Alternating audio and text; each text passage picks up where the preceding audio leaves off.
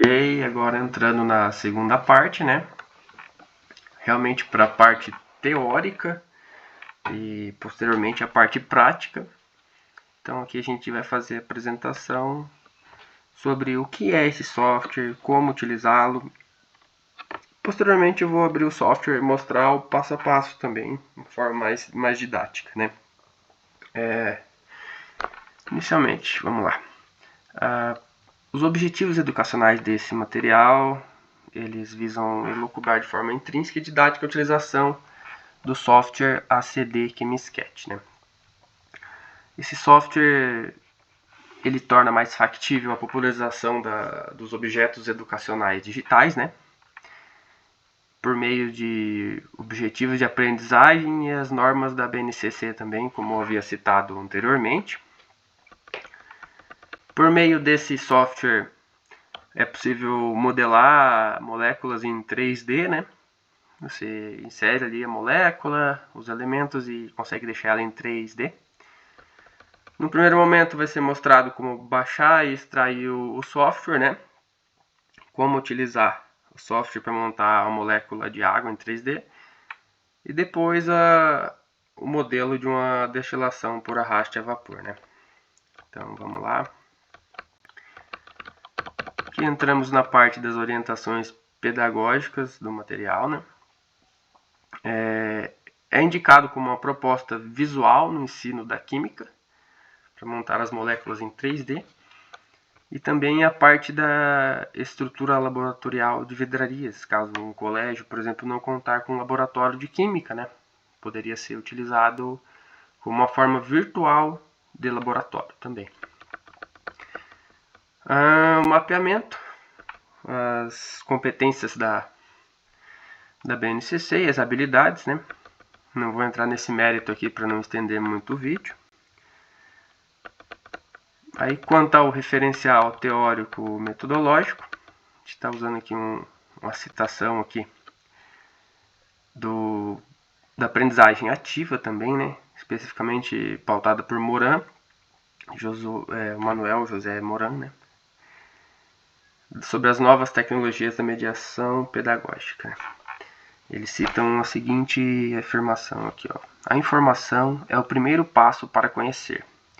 Conhecer é relacionar, integrar, contextualizar, fazer nosso o que vem de fora.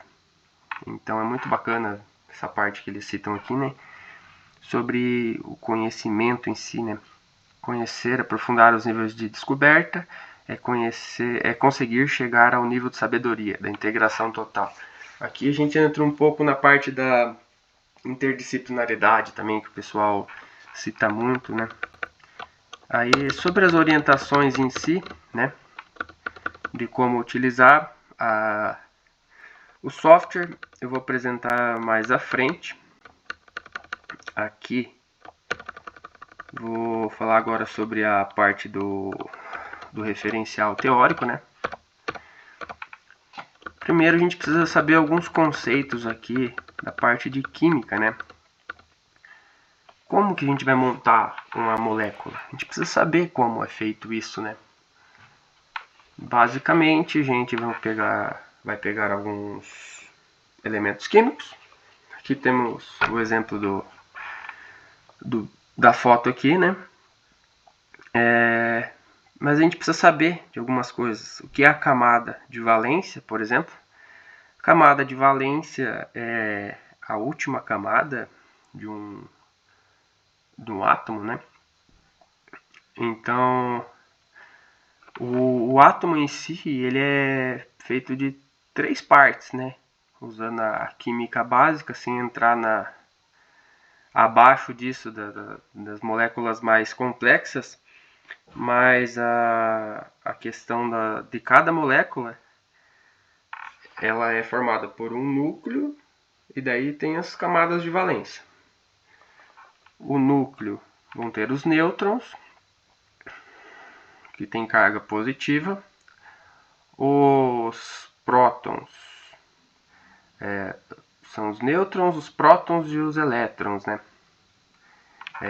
Como eu havia dito anteriormente, O elétron vai ter a carga negativa, que fica na parte externa, né? Que seria mostrado por essa parte vermelha aqui, ó, o elétron da camada de valência. Camada de valência seria a órbita que o elétron circunda ao redor do núcleo, né? Tendo em vista esse conceito, a gente já pode passar, né, para a reatividade química, que é a teoria do octeto. A reatividade química é como uma molécula vai reagir com a outra, né? Os átomos da camada de valência são incompletos e tendem a ser mais reativos, procuram completar essa camada. Aí a gente entra na teoria do octeto, que os átomos sempre buscam ter 8 elétrons, né? No caso, hidrogênio e hélio, como são gases, aí é um pouco diferente a teoria do octeto, né? Alcançando assim uma configuração eletrônica estável, né? Aqui tem o caso, né, dessa imagem aqui, como a gente pode comprovar. Aqui já entramos na parte das ligações, né?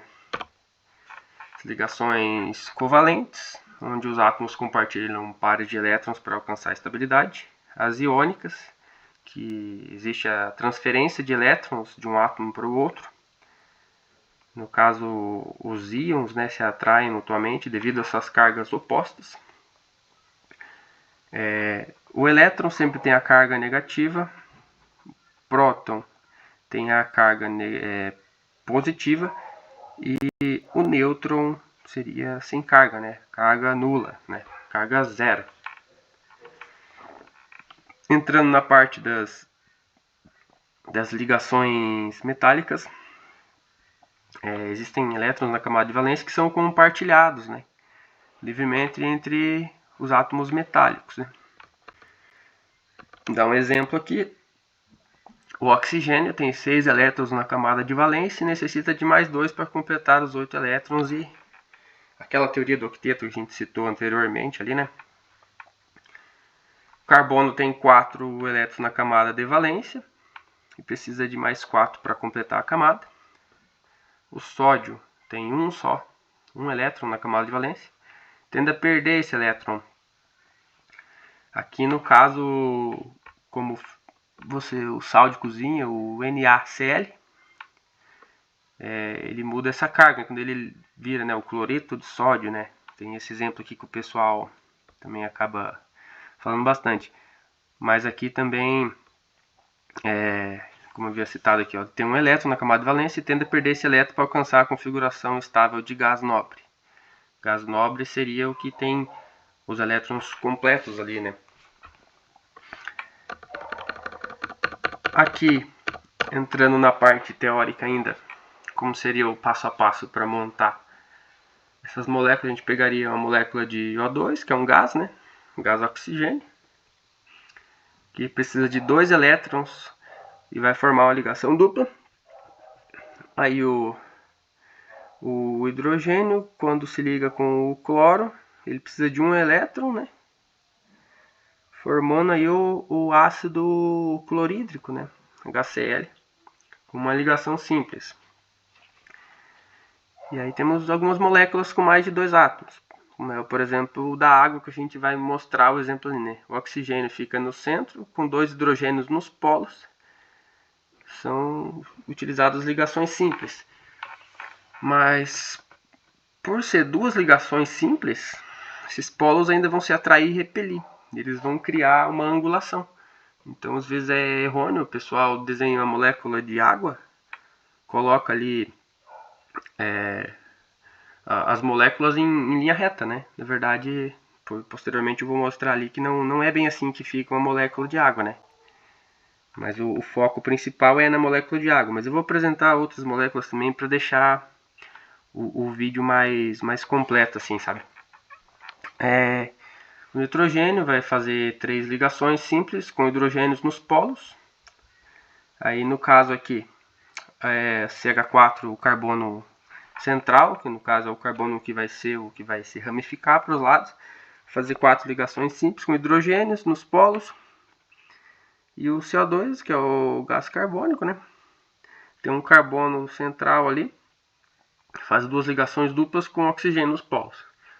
A observação dessa parte teórica, a gente vê que por mais que tenha, né, alguma imagem, algo mais factível, fica uma coisa mais teórica, né? A gente não consegue absorver como seria realmente uma molécula, né? Então, na fase 3, onde vai ser mostrado realmente o software, a gente vai mostrar como é construída uma molécula no software. Fica uma coisa mais factível, né? Aí aqui, essa parte aqui da atividade seria ao final da aula, né? Após a explicação de utilização do software. E aqui seria indicado para montar, né, uma molécula, né, utilizando o ChemSketch. O caso aqui seria de HCl, né, ácido clorídrico. E aqui teria como fazer o passo a passo, né, selecionando o átomo de hidrogênio, de cloro, posicionando o cloro à direita, ligação simples. Também aqui do O2, que é o gás oxigênio, né? Aqui como fazer a ligação do gás.